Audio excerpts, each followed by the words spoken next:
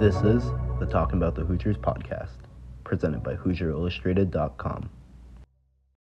Hello, ladies and gentlemen. Welcome back to the Talking About the Hoosiers podcast, presented by HoosierIllustrated.com. I'm Drew Rosenberg, joined by Kyler Staley, as always. And today, episode 31, and not only that, it's the Indiana basketball preview, because, Indiana basketball plays on Wednesday, so not recording this podcast, for Thursday like normal, so got to get it out a little early to get ahead of the team. Kyler, how are you doing? I'm doing good. Yeah, like you said, the first game officially Wednesday against SIUE. So obviously, big is did I say it wrong? I don't know. I just always say Suey. It's just funny. Suey. There you go. Yep, Suey. So I did say it wrong. You're supposed to actually say it out loud, apparently. But no, first game. We've already seen Indiana play Tennessee. Saw them, dominate Marion like they were expected to do. Saw some good things out of that. But this is the first real game. It's going to be against a Division I program. So you're going to see probably a lot of things. You really want to see how Indiana responds. And you hope you see a little bit better shooting and obviously that and stuff. But it's officially crossover season. And this is probably the best crossover season I can think of as a long time if you're an Indiana fan, because obviously the football team's rolling. Basketball is supposed to be really good. The women's team is supposed to be really good. So it's just really good to be an Indiana fan right now. And obviously we're going to preview hopefully cover everything when it comes to Indiana basketball this episode. And obviously we'll just kind of see what happens on Wednesday. Yeah, don't forget soccer too. I made that mistake the other day. The Indiana men's soccer team is red hot, won another Big Ten regular season title. So they are also another team to watch. But just jump right in. It's basketball preview time. We're going to give our predictions, thoughts on Indiana basketball, the Big Ten as a whole.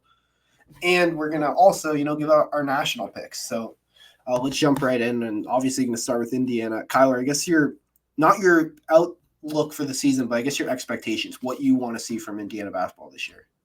I guess there's a lot of things, so we'll just kind of rattle off a bunch of things. But obviously going into this offseason, we mentioned it. We beat that dead horse plenty of times about it. But obviously this was a very big offseason for Indiana, for Mike Woodson especially. Last year was very lackluster.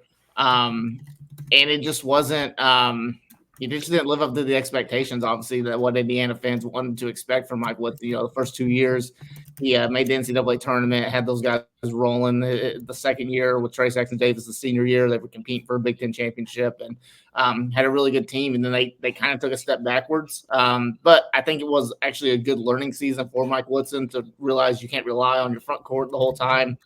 You got to have depth at the guard spot. You got to have shooting. And he addressed all those this offseason. He added the right guys, Miles Rice, Cannon Carlisle, Luke Goody, those guys that are going to be big playmakers. And obviously you replaced Khalil Ware, who went to the NBA draft, drafted at number 15 by the Miami Heat. And then you've also you replaced him with Umar Bello. Got some good returners, obviously came back, Trey Galloway, Anthony Leo, Mackenzie Mbako, Malik Renew, those guys, those that kind of core. Probably, no knock on any of the other guys from last year's team that transferred out or graduated, but Indiana got the best players besides Khalil Ware, got the best players back, and that's exactly what they needed. So this team's legit, man. On paper, you look at it, they have everything that you want in a basketball team at the college level. They got playmaking. They do have shooting. They got guys that can shoot, and they've got an awesome front court. So expectations here are really, really high for this season. You want to see them do the things that they're supposed to do, what a good basketball team is supposed to do. Yeah. These non-conference games against these lackluster opponents, besides South Carolina, besides the battle for Atlantis, you want to see them blow them out. Don't teeter around with them. Last year they had that problem with every single game was close. Every single game was close. So you obviously want to see them take care of business there. And then you just want them to be a team when it gets to Big Ten time that they're competing. They're competing at a high level and they're competing for a championship team. And you have the national media. They're talking about them, competing for that. Then obviously we'll get a little bit further down the line with the NCAA tournament. I think the big expectation for me that I want to see from Indiana all year is to be a competitive team, but at the same time, never be on that bubble, never get into the first four out or anything like that. Just be a consistent NCAA tournament team where there's no questions about it. Have a good seed. Just don't give anybody, that kind of fear, I guess you could say. So expectations are high. They're high for Indiana basketball. So we're just going to see what they kind of live up to. Yeah, and you kind of said it. I want to add on, when they're playing the lesser opponents, you got to make the easy games look easy. They didn't do that last year. They played a lot of these, low major teams very close. And if you're a good team, one, that wrecks your metrics, and that's what the tournament committee they look at. They look at KenPom, they look at all these like other factors that are based on metrics. You got to beat these teams barely. Like the lower teams where you play non-conference, you got to beat by 20, 30, 40 points. Last year, Indiana struggled to put those teams away. We saw a lot of close games that really shouldn't have been close. You got to make these games look easy first. Also, I know this is a lot to say or a lot to ask, but I do think if they should consistently be a top 25 team the entire season. I think that if they're able to do that, you will look back on this year and be like, yeah, that was a very good team. And they have all the talent in the world to do so. And then obviously compete for a Big Ten championship. They have all the tools to do that, barring injury. But they have all the tools in the world to be the best team in the Big Ten. It's been the biggest question has been chemistry, camaraderie. How do they come together with all these new pieces and the returning pieces? So seeing that, if they're able to compete for a Big Ten title, we're going to look back on this year as like, yes, this was a good year for Indiana basketball. Kyler, moving, I guess, a little bit, you're continuing on Indiana basketball. Who do you kind of have as your MVP of this team? Yeah, I've got two guys. I guess I'll go with one guy right now, and if you have a different guy, we can always talk about different options. But I think the MVP for this team, I think it's going to be Miles Rice. Now, that doesn't necessarily mean, though, I think he's going to be the leading scorer. I don't think he's going to be the leading scorer of this team. But I think he's the missing piece for this team. I really do. There was a lot of talent on the team last year. If they would have had a Miles Rice last year, I think we're looking at that season completely different. No knock on Xavier Johnson. He just wasn't it. And obviously, X struggled with injuries and on-court issues and just things like that, mental issues that really just kind of set the team back. And, obviously it wasn't all X. You can't put that all on him. But obviously the backcourt, the rotation was very limited. Gabe Cupps and Trey Galloway were really the only guys, maybe Anthony Leal, at times as well, but they were the only three guys. But Miles Rice was, besides Omar Ballo, technically from a top transfer, ranking system, Miles Rice was their biggest pickup of the offseason just because of what he comes and he does. And he's just going to be a guy that's going to be a playmaker. The things that you've seen, it's a small sample size, obviously, but he's making life easier for the players around him. He's making life easier for Malik Renew, Mackenzie Mbako, finding those guys shots and just creating and pushing the pace. Pace is big for this Indiana team. And we've seen it in these two exhibition games. The pace that they're playing with, they want to get out and run. They get a rebound. They're off to the races. You got Miles Rice kind of leading that pack. But Miles Rice, to me, was the missing piece for this team. And I think he's going to be the glue of this team. And, he's going to make some decisions. He's going to make the right decisions. And he's just going to be spectacular for them. And I think before it's said and done, he's probably looking at one of the first or second team All Big Ten, just for what he's going to be able to do and what he can contribute wise. I don't think he's going to be the leading scorer. If I had to guess, it's probably going to be Malik Renew or Mackenzie Mbako, one of those two. But Miles Rice, he was the missing piece for this team. And I think he's just going to be the MVP because of it. Yeah, I think he's going to be like the heartbeat, like the metaphorical heartbeat of this team. I mean, you have Trey Galloway, a guy who's been there a while, and he is the leader. But like we know Trey Galloway, he's not the loudest, he's not the most outspoken guy. Miles Rice, he's been here for a short amount of time, and he's shown he's not afraid to talk, he's not afraid to be vocal. And Anthony Leal has been that in the past. But the thing is, with Rice's role being the point guard, it allows him to have that role on the court too as well. So I think he's going to have, a huge role as a leadership standpoint, even though he's just technically a redshirt sophomore. He has a lot of life experiences, we've kind of talked about with his, health issues in the past and stuff like that. So I just think his mentality, I mean, you hear him talk, he carries himself very highly. When you listen to him talk, you clearly, he knows what he's talking about. He's very confident. And I just think that's going to translate onto the basketball court, but also into a leadership perspective for him. Yeah, for sure. Are you saying Miles Rice is your MVP for this one as well?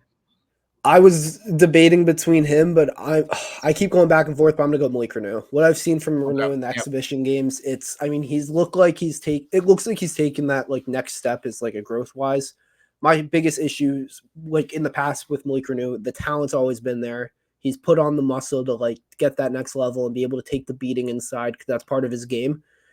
But it's the ability, I guess it's the mentality standpoint of, knowing time and place, when to score, when to try to attack and look to kick. And it looks like, obviously, preseason games, exhibitions, you got to take him with a grain of salt, but it looks like Malik's taken a step there. And that was, I'm not saying he's going to be on this level, but it's a step we saw Trace Jackson Davis take under Mike Woodson. When Woodson first took over at Indiana, Jackson Davis, unbelievable scorer, great athlete, great defender. But the next step he took was the ability to get a rebound, push the ball down the floor in transition, passing out of the post. And those are all things we've seen Renew really grow over time. Even over last season, we saw him grow throughout the season and improve in that standpoint. I think he's taken another step there, and I think it's going to be really big, and I'm really excited to see what he's able to do this year. Yeah, I don't think that's a bad, choice when you look at the MVP of this team. I do think it easily could be Malik Renew. I do think that this Indiana team is going to go as far as what Malik Renew can take them, just because of the not the transfers, but the improvements that he made in the offseason. And, he had to improve his handle. He had to improve his ability to stretch the floor out and stuff. And Mike Woodson said it a lot, and I'm going to echo that. He has made a big jump, from his freshman to sophomore year and sophomore to junior year.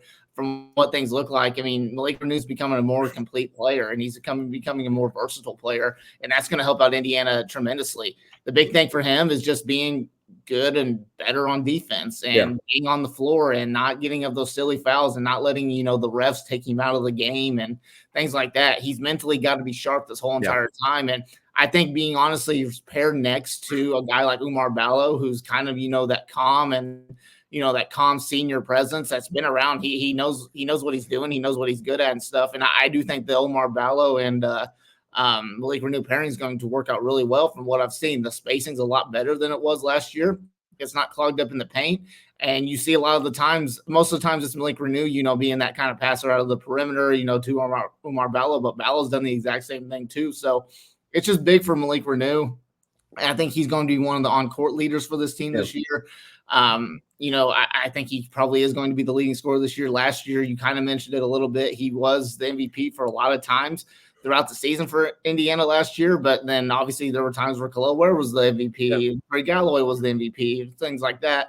I could totally see it. I think it's going to be I think the pairing of Miles Rice and Malik Renew could be one of the best 1-2 punch combos in the Big Ten. I really do. So Malik Renew, it's a big year for him as far as his development and getting to that next level. If he can get to that next level, there's no reason, no doubt in my mind that he can't be an all first team, all Big Ten guy. Yeah, and the word I kept thinking, I was trying to figure out the word I was looking for.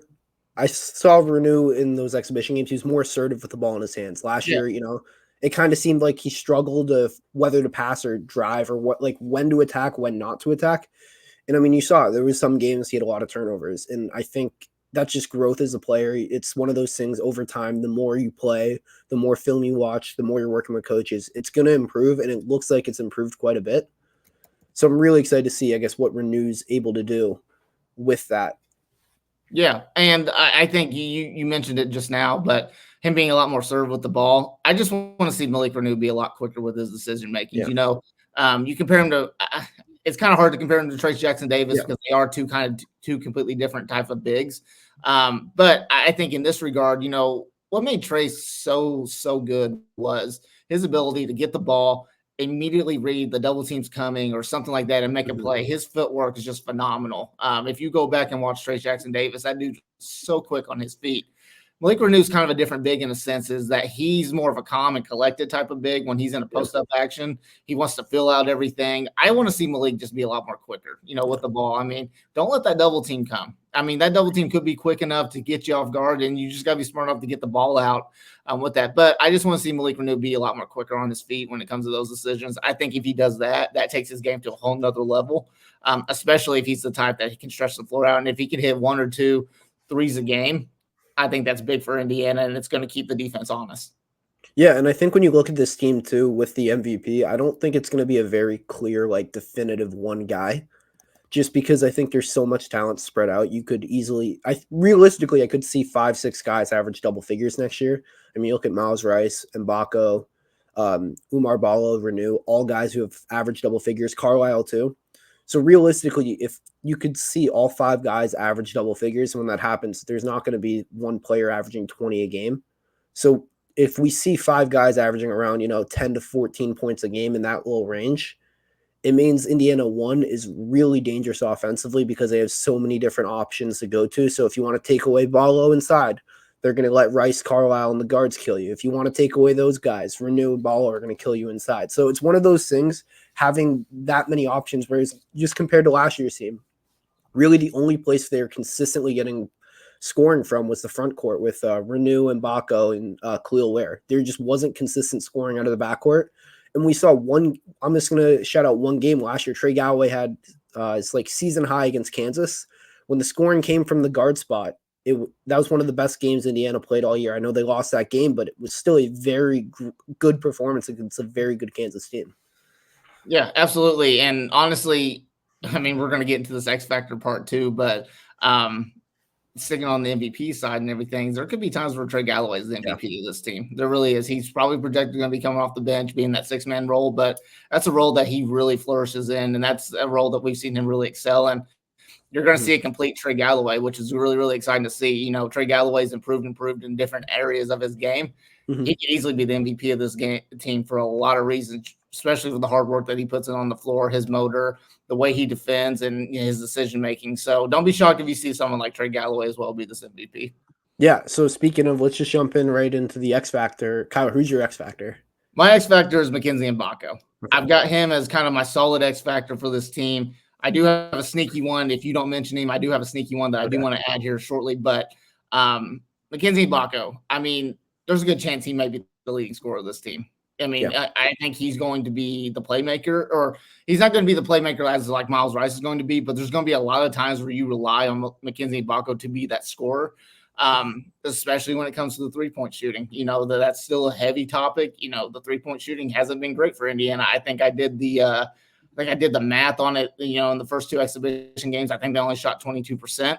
Yeah. But Mackenzie Mbako is the guy that's made the most threes so far. It's not a big number, obviously, but he's got to be a guy that's just got to be consistent. If he can be a guy that can knock down shots consistently, the three-point shooting for Indiana, it won't be an issue.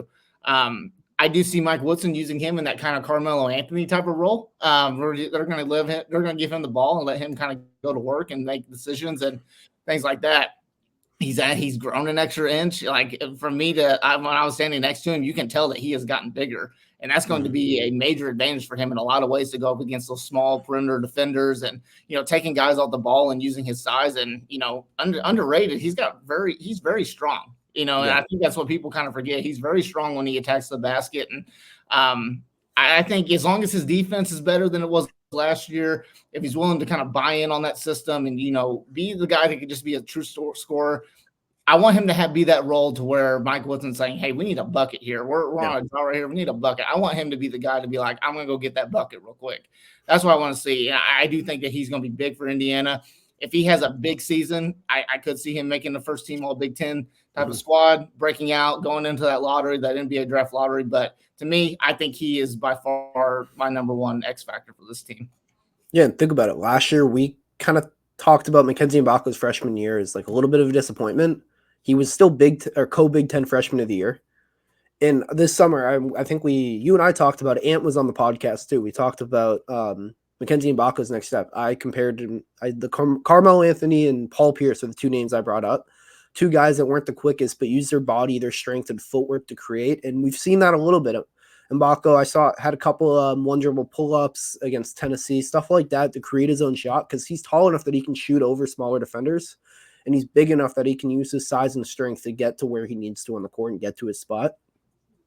And if he can take that next step, it just raises the ceiling of this team even higher. Yeah, it really does. I think he's one of the guys that when you look at the sophomores in the college level that want to break out, I do think that he can be a standout when it comes to that. It's kind of weird right now. You don't see him on a lot of the NBA draft boards or anything like that you see, you know, ahead of the season. But I think if he has a great season and he's just a guy that, you know, can consistently shoot it well from behind the arc, defend at a high level, and just like I said, be that guy that can go get a bucket, I do see him becoming it.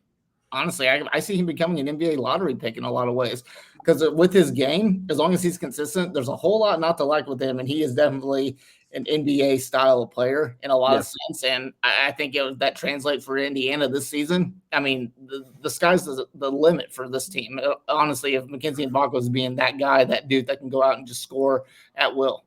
Yeah, for sure. I think, and yeah, like you said, sky's the limit for Mbaka. He has all the potential to be a very special player for Indiana this year. My X factor, I'm going a little bit a different direction. You kind of brought him up, but like not actually. Luke Goody, that's my guy. Yeah. Indiana kid, grew up here. I guess really kind of an Archie Miller fumble. I'd say is him not ending up in I'd say Bloomington. so. Yep. It was definitely an Archie Miller fumble. Yeah, but Indiana's talked about, or guys have talked about it. The fans have talked about it. Everyone has talked about it. This team needs shooting. You talked about they struggled in the preseason. Goody was not great in the exhibitions. I will be the first one to tell you that. He did not shoot the ball well. Don't sound the panic. Don't sound the alarms. There is no reason to panic. He has. Was he a senior? Is he? Yeah, yeah. Year? He's a 4-year senior. I know if he was 5th year, 4th. I couldn't remember, but he's a 4-year senior. We've seen him hit the 3 ball at a high level for Illinois, which is a very good program. As we've seen over the past few years, he's done it everywhere in the Big Ten. There is no reason to be concerned. And his ability to space the floor is going to be really big. I mean, we saw some of those one big lineups with Mbako at the 4, Goody at the 3, next to Renew and Ballo. So I do think he's going to have a big role this year. I'm not exactly sure how much he's going to play, but his shooting ability will get him on the floor somewhere to Miller Cup. Yeah, I mean, again, Drew, that's another good one. I mean, an X factor wise, especially when it comes to the 3-point shooting, that's his role. That's his job. He knows that's his role, and he said it plenty of times when the media's interviewed him this offseason. My job is to come in here and make shots, and that's what he's got to do. He hasn't shot the ball well in those exhibition games. It took him until late in the second half of the Marion game to finally hit a 3. And when he did, he threw his arms up in the air as a sigh of relief. And he's like, come on, man. And then he hit another one, a couple plays later. So it's a new environment for him, new team, new system. Shooters like that, they got to get in rhythm. They got to figure out, okay, what works, where's my spots at, at Assembly Hall and stuff like that. Where can I really work off of these players like a Miles Rise, Cannon Carlisle, those guys? Where can I work off to get a good shot off? Those shots will go in. And I think he's going to play a lot of crucial minutes for Indiana. Trey Galloway is obviously going to be the 6th man of this team. Gabe Cups is going to get minutes right off the bench as well, Bryson Tucker, but Luke Goody will probably be the 7th man, I would say. There's going to be a lot of times, especially when Indiana goes small ball, you take out Ballo or Renew, and then you move McKenzie and Mbako to the 4. If they can figure out a lineup that works, where they've had both Goody and Mbako, that's a lot of shooting on the floor, and that's a lot of playmaking as well. So Luke Goody's a very, very special talent in a way, just in the sense that he can play nearly all over the floor. I mean, he can play the off guard spot as well. There was times where the Marion game where they actually played him alongside with Miles Rice. So you can definitely see that. Yeah. I think Luke Goody's going to be very, very important for this team this year. As long as he's knocking down shots and, obviously, filling out his role. I mean, Indiana, like I said, the sky's the limit for this team. Yeah, for sure. Was Goody the other X factor you're going to bring up, or do you want to bring? He's not. My sneaky one here, and people might listen to this and might think why, but just kind of hear me out. Wait, can I guess? Go ahead and guess. Is it Ja'Kai Newton? It is not. It is not Ja'Kai Newton. My X factor is Cannon Carlisle, the sneaky one. I almost picked him.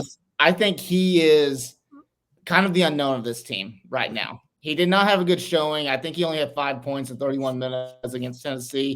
Obviously, he didn't play against Marion. I think he's fighting some bruised ribs right now, but sounds like it's not going to be a long-term thing or anything. He honestly could play on Wednesday from what Mike Woodson made it sound like. So, a lot of the hype has been Miles Rice, right? And, coming in, he's going to be that point guard, that lead guard, that playmaker and stuff. But I think Cannon Carlisle is a guy that you look at, you really want him to have some consistently good nights.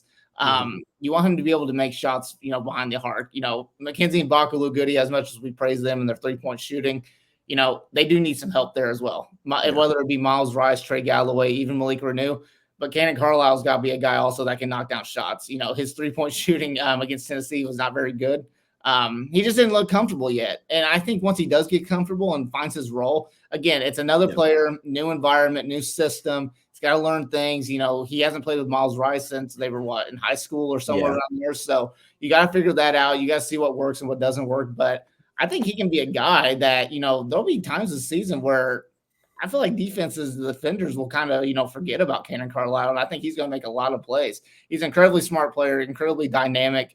There's going to be some times where I think he's going to be good. And I think there'll be times in game situations where he could be an X factor for this team. So I'm really curious to see once he does find his role, once he does figure out, be a little bit more comfortable with his team, see what he does with that. Yeah, Cowher. I'm a little mad at you right now because you brought up Cannon Carlisle and you only talked about the offensive side for him being an X factor. Yeah. All offseason, it's been talking about his point of attack defense. He's been called a pest all offseason. Indiana lost Xavier Johnson, and you can all the things you can say about Xavier Johnson. One thing you cannot like criticize him for, I guess, his ability to pressure the ball on defense, and that's something that Carlisle is going to come in and do right away. His ability to like pick up at half court, pick up full court, and really just cause problems in the defense. It's going to be something that Woodson can throw out. If maybe they need to change a momentum, they can put in a little press and make Carlisle, slow the opposing offense down, something along those lines. So it's one of those things like with Carlisle, that side of the ball is going to get him on the court and he can score. I mean, we saw it at Stanford. He's had big games. The 3-point shot came and went at points last year, but I believe in him as a player. There's a reason why we've seen him on a bunch of NBA draft boards this year, offseason, above guys like Miles Rice. So he is someone I think could easily be, one of those like 10, 12, 14 point. He could, if Cannon Carlisle led this team in scoring, I wouldn't be like completely surprised if anything. I would be, not to cut you off Drew, just a little bit, but I will be a little surprised if he's the leading scorer because then I'll have a lot of question marks when it comes to McKenzie and Baco and Malik Renew. But you totally nailed it with the defense. And, you talked about that and stuff. My big thing with Carlisle is, Indiana wants to get out and run. He's definitely the guy that can't help out with that. It can't just be Miles Rice, leading that break. It can't just be him all the time. And honestly, Cannon Carlisle is a sneaky athletic guy as well. So there's been times, Tennessee game where I thought he got some really good rebounds and he showed us a lot of verticalness and all that stuff. But if he can get out and push the ball as well and be that playmaker and be dynamic, that's just going to open up Indiana even more. So his role is just so unknown right now. And I do think that there are going to be times where he might not even be a part of the closing lineup. It'll probably be Trey Galloway or something, but it's going to be interesting to see. He's definitely going to be the guy these first few games before they play South Carolina, just to see what he can do on the floor. Yeah. Before we, I guess, go on to our end of season prediction for Indiana, let's do a quick rapid fire on some other bench players. Just like thoughts on the roles of. I'm going to go with Bryson Tucker first. What do you kind of see his outlook for the season? I don't know. He looked really good against Marion, man. I mean, he looks legit. And Mike Woodson, he talked about. He goes, "This Tucker guy has forced me to play him, and he's come in and he's proven that he's belonged." And you saw it on the floor. All right, granted, Marion is not obviously up to the par the same level that Indiana is. But the things that he was doing, that mid-range game, man, smooth as all can be. And that's what we've heard about him is that he's a mid-range shooter. 3-point shooting is probably not his area where he's strong right now. That's probably something that's just going to come along with a lot more work there. But dude's athletic. He's sneaky. He just flows really well, and he doesn't play like a freshman, honestly. So it'll be really interesting. He's definitely going to be part of this rotation, and he could honestly be an X factor as well in a lot of ways. Yeah, really smart kid, good head on his shoulders, and really embodies the I'm gonna put the work in, put my hard hat on, and get the work. All right, next guy I want to talk about real quick, Gabe Cupps. Yeah, I think Gabe Cupps is going to be one of the first players off the bench. I mentioned it a little bit earlier. He's definitely going to be part of that rotation. For Gabe, obviously, it's just growing up a little bit, which I think I've seen a little bit. And honestly, I mean, he's one of the players, even though he's a sophomore, he has some of the most experience on this team just because he was thrown in to the fire last year and being a starting guard. And I think the experience that he has, he's going to be a very, I don't know what you say, a sneaky important player on this team. Because there's going to be times where maybe Miles Rice does struggle and you're going to have Gabe Cupps that you rely on to come in and, make the right decisions. And I think there's going to be times where he plays alongside Miles Rice and Miles Rice can kind of work off the ball as well. So if Gabe Cupps can also, knock down some shots, be that guy and limit the turnovers, I think he's going to be very, very important for this Indiana team. Yeah, my one word for Gabe Cupps is confidence. I want to see him more confident and willing to shoot the ball. Because last year it was very passive for him. So that's that next step for him as a player. I'm going to go to another, probably the most experienced guy on this team, not named Trey Galloway, Anthony Leal. Yeah, Anthony Leal's just going to be he's going to be ready when his name's called, right? I mean, he was ready. Like that last year. He's a guy that you can trust. I just don't know what his minutes are going to look like right now, especially if the team is completely healthy. But Mike Woods is not going to be afraid to use him. If the younger guys, aren't playing well, McKenzie and Baco's not playing well and stuff. And You need some leadership. You need some guys that are out there that are just going to hustle their butts off. That's exactly what Andy Lill's going to be. Hopefully he can be a guy that can knock down some shots as well. I feel like I've said that about a lot of guys, but hopefully he's a guy that when he does play, he can knock down some shots. But I mean, if there's any injuries or anything like that, it's safe knowing that you have someone like Anthony Lill on the bench ready to go at all times. Yeah, and let's go to a guy who, maybe surprised a couple people this during the exhibition, Langton Hatton. Yeah, he's going to be a guy that his minutes are going to be, I think they're going to vary from game to game, honestly.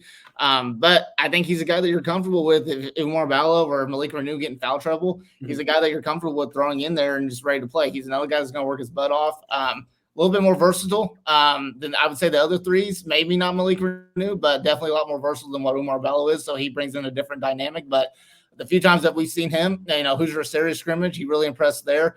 The Tennessee game, it was okay or whatever, but he looked really good also. I think he was in double figures versus Marion as well. So very smart player, very experienced player, and I think he could be a big piece in the front court rotation for this Indiana team. All right, last guy before we jump into our full prediction, Ja'Kai Newton, kind of the mystery of this team.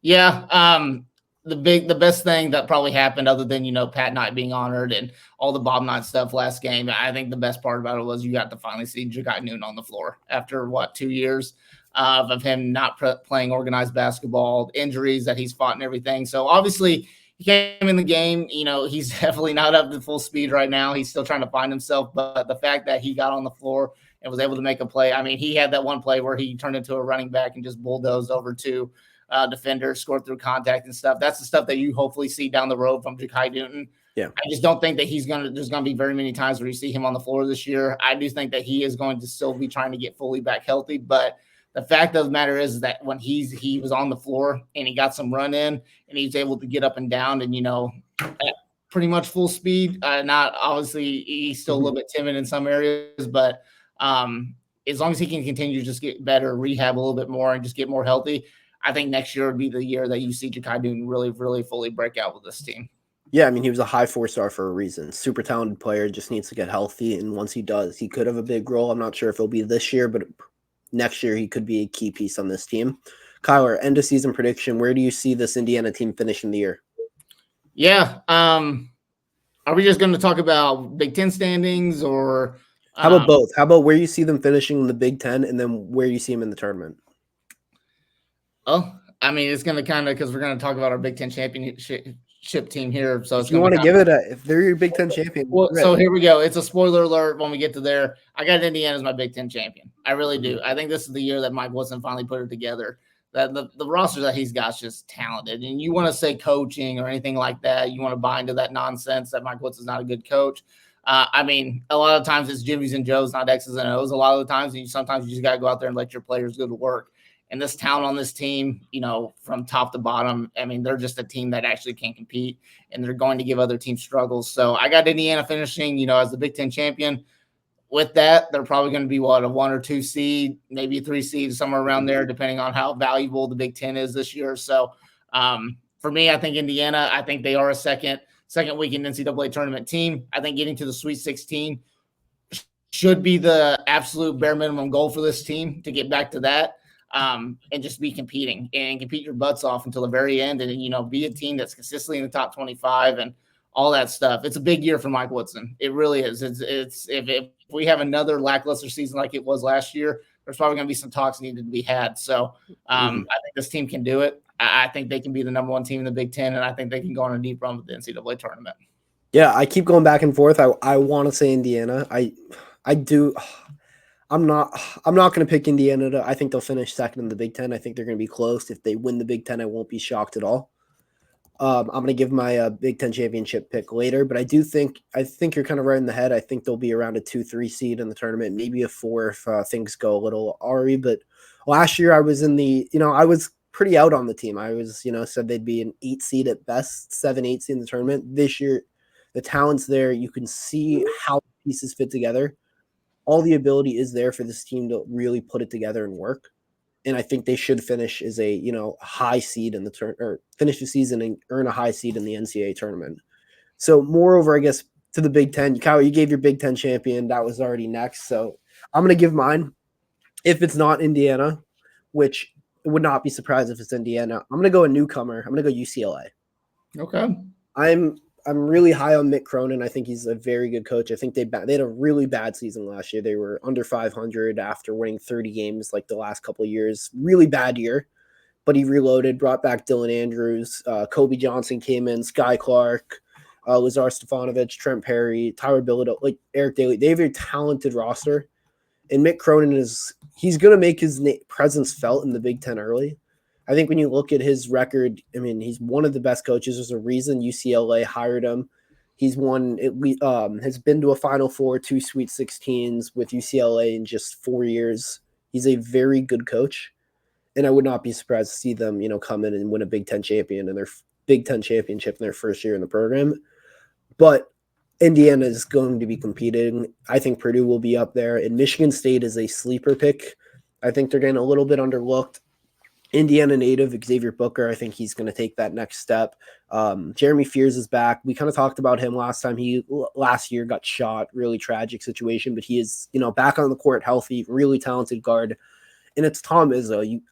They've had some down years in the past, but I'm going to bet on Tom Izzo, and I'm not going to bet against them just because the track record's there for him.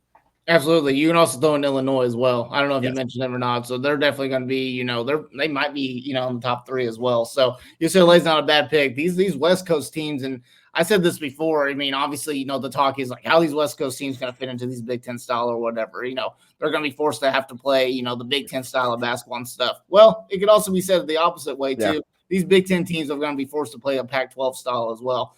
And it's going to be a lot of, style clashing and all that stuff when you see in Indiana versus UCLA and Purdue, especially versus like a USC or something like that. Yeah. It's going to be it's going to be interesting and stuff too. But, we've seen it with Oregon with football, they came in and they're dominating right now in the Big Ten. You could easily see that with UCLA. They could come in and really take care of business. And another West Coast team that I would throw out too is don't sleep on Oregon as well. I think Oregon's a well-coached team.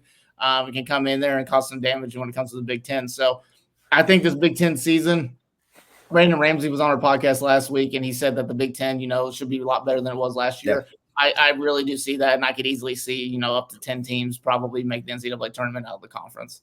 Yeah, we're going to talk about Oregon a little bit in just a second, Kyler. You don't know this, but yeah, we are. It's one of those things. I'm excited to see how the Pac-12 teams, they kind of come in, and I do hope the Big Ten adjusts its style a little bit to fit with them because, I don't know, as a basketball junkie, the Big Ten style, it's the reason they haven't won a national championship since Michigan State in 2000. So I think bringing these Pac-12 teams in that play a little faster pace, more threes, less inside out, could help the Big Ten, adjust.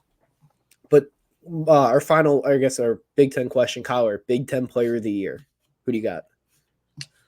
It could be a cop-out answer, I guess, but I'm going to go with Braden Smith. It seems like, people have, kind of crowned him as the preseason Big Ten player.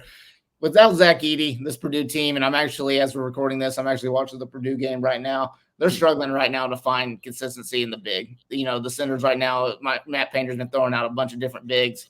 I think Braden Smith's going to be the constant of this team. Purdue's obviously not going to be as good as they were last year, but I think Braden Smith's going to put up some major numbers this year. He's going to do a lot for this team. He's going to put this team on his back, that Purdue team on his back, and then he's going to probably carry them into the NCAA tournament when it comes to a lot of stuff. So I like Braden Smith. I think that's a really good pick when it comes to the Big Ten Player of the Year.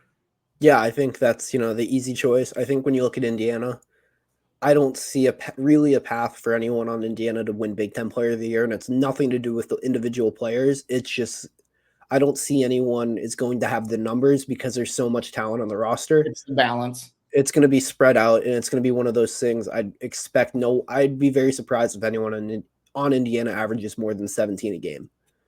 But my Big Ten, I said we're going to talk about Oregon, and right now it's Jackson Shelstad, point guard, sophomore. He was a high 4-star. I think he was number 27 around there in his class, averaged 13, 3 and 3 last year, helped lead the Ducks to the tournament. I think he's going to take that leap as a player. I mean, he can shoot the rock. He shot 34.5% last year from 3. Not the best, but I mean, we see it consistently. Guys take that leap their sophomore year. He was taking 4.5 threes a game. Really good, talented player, highly ranked out of high school for a reason. And I do think in that Oregon system, he has, we've seen guards thrive We've seen, the Peyton Pritchards. Oh my God, I'm blanking on a name. Peyton, let's just shout out Peyton Pritchard, but there is another guard I'm blanking on. It's going to come to be Pacers. He played for the Pacers too. Pacers, Oregon. I don't know. I can't think of anybody. I am blanking right now. Oh my God, I'm going to look this up. Was it recently? Yeah, pretty recently. Chris Duarte? Chris Duarte. Yeah, he got traded pretty quickly though. Yeah, but we've seen scoring guards succeed in Oregon, and I think there's going to be the chance for him to be on a pretty good team and put up big numbers. That's why I'm going with Shellstead.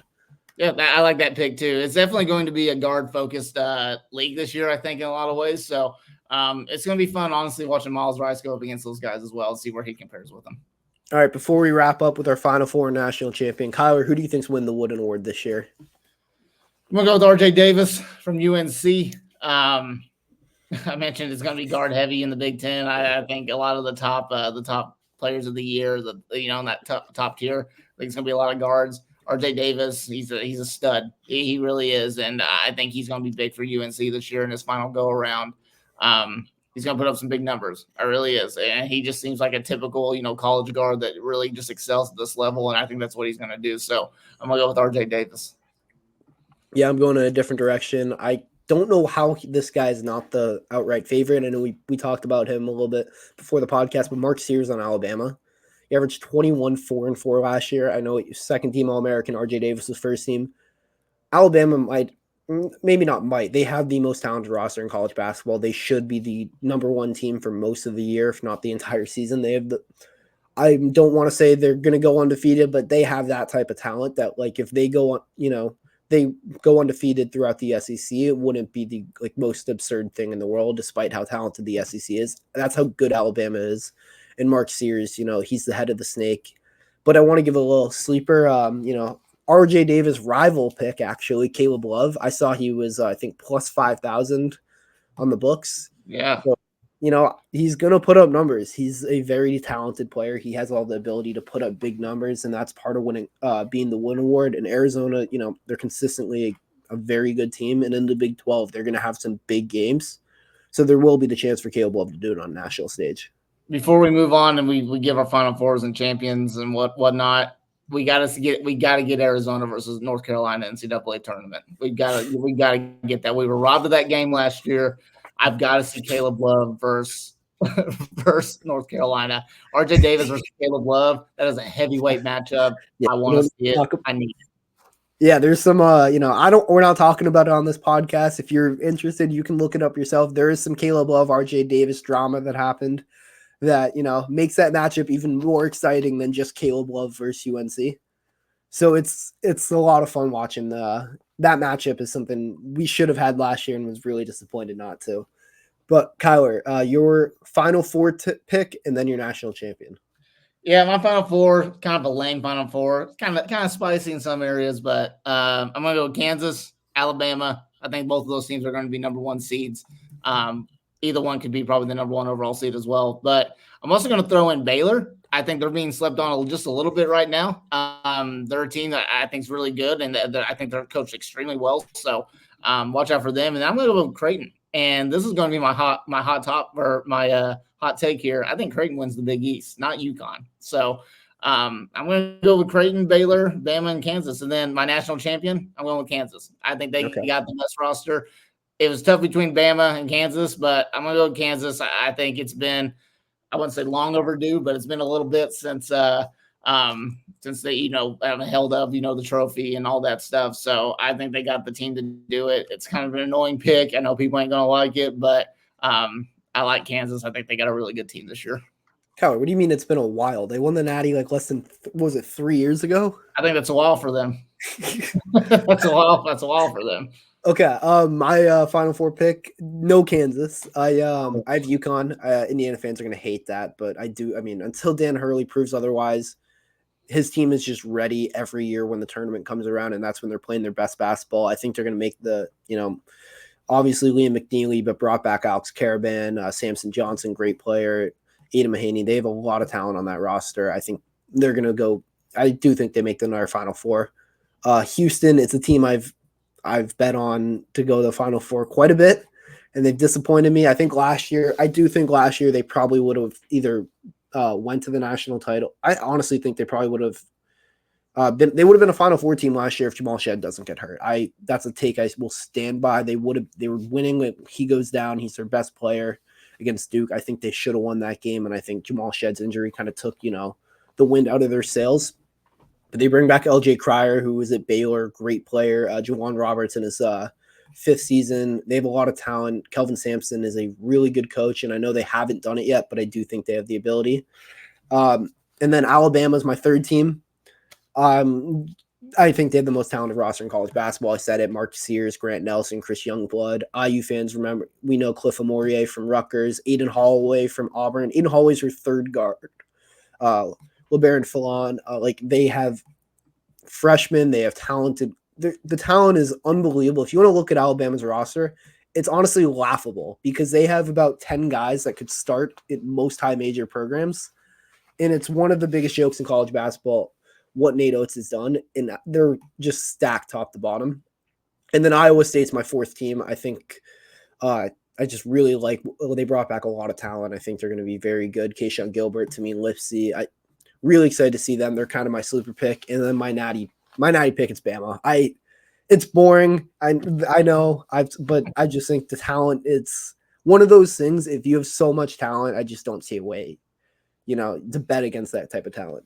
No, I mean, it's hard to, I mentioned it earlier. A lot of times it's Jimmies and Joes, not X's and O's. If you got the Jimmies and Joes, you're going to go far in a lot of senses. So pretty boring Final Four picks by both of us, national champion picks, but yeah. It ain't going to be like that when it comes March next year. It's not. It's going to be completely different, and that's what makes the NCAA tournament, the best. Yeah, and one more thing on Bama. Cliff Amourier, Rutgers, great defender. Bama last year, their struggle was on defense. Amourier is going to fix a lot of the defensive problems. So I think Ken Palm right now has them 30th defensively. I think they're going to end up being a lot higher. But that's all we got for, the Indiana basketball preview. It turns into a full basketball preview because, that's just who me and Kyler are. We're basketball junkies. Yeah. If you're like us and want more basketball, especially Indiana basketball, on Wednesday, John Alden on the In Touch with Indiana Sports. He is hosting a live show with Ant Wright. You've probably seen Ant Wright talk about Indiana basketball or Big Ten basketball either on Twitter or on this podcast. He's everywhere. He knows what he's talking about. It's me and Kyle are going to be watching. I don't want to call it must watch, but it is must watch. You should watch that if you are an Indiana basketball fan. Also, that Wednesday night, we're going to have all the coverage on the HoosierIllustrated.com website, a live blog. Kyler, I think you're going to be in attendance. Yep, I should be there. I think Alec will be there as well. And then obviously Dylan will be there as well. No, Drew. Drew decided that he wanted to move away. So, but Drew will still be providing coverage as well. So we got the whole crew. And then we'll probably have a post-game wrap-up show. John and I will probably handle that and everything. So a lot of content. And then, of course, football. I mean, obviously we didn't talk a lot of football here, but I know Indian fans were a football school right now. So, there's a lot of coverage there. Hoosier Illustrated's got it all covered. And on Saturday, we'll obviously have a lot of coverage from the Michigan game as well. Yeah, we'll have a lot of coverage. Not for me, because I'm actually going to be in Bloomington as a fan for the first time all year. I'm making a trip. So I'm very excited. I have a lot of family that are Michigan fans, so it's a little personal for me. So I'm excited to, be able to watch the Hoosiers as a fan for this time. But yeah, Kyler, Dylan, Alec, John, they're going to have you covered on HoosierIllustrated.com. For all things IU athletics, follow Indiana_FRN on Twitter, Facebook, and make sure you're subscribed to Hoosier Illustrated on YouTube. Hoosier Illustrated has also partnered with Tom Brady's company Autograph to streamline our coverage so you can do what you do best. Follow IU Sports. Use the code INDIANAFR to get started today. As always, thank you for tuning in to Talkin Bout The Hoosiers podcast. We'll be back next week.